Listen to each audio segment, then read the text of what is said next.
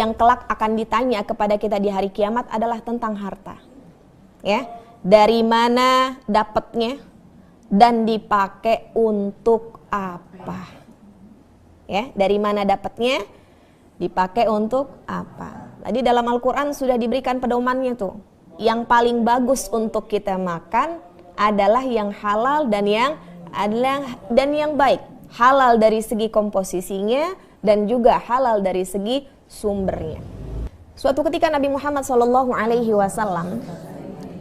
menemukan satu butir kurma di atas dipannya, di atas tempat tidurnya. Kemudian Nabi Muhammad SAW memakan kurma tersebut. Ketika selesai memakan kurma tersebut, Nabi Muhammad SAW tuh nggak bisa tidur semalaman, Bu. Nggak bisa tidur semalaman, gelisah. Bahasa kita kelisat, ya, puter badan sini, puter badan situ, nggak bisa tidur.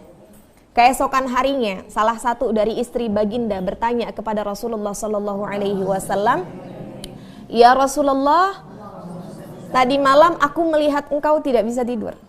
Kenapa ya Rasulullah? Apa ada yang dirasa di badanmu?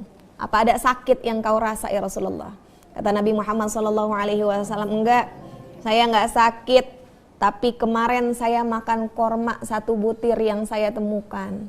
Kemudian saya baru ingat, di rumah kita nih nyimpen korma sodakoh.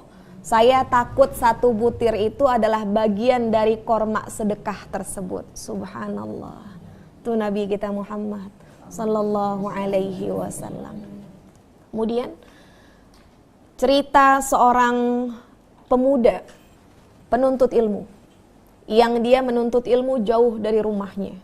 Suatu ketika perbekalannya habis, perutnya lapar luar biasa, yang kira-kira dia nggak bisa tahan nih lapar.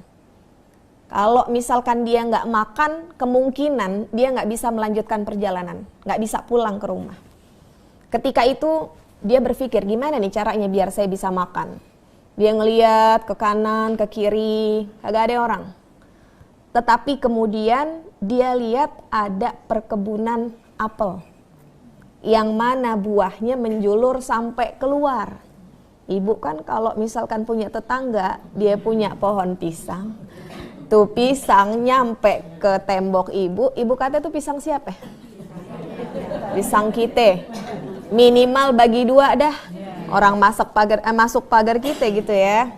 Nah ini Bu, dia keluar tuh, posisi apelnya ada di luar. Kemudian dia berpikir, oh ini posisi apel ada di luar, mungkin boleh kalau saya mengambilnya satu, minimal buat ganjel perut.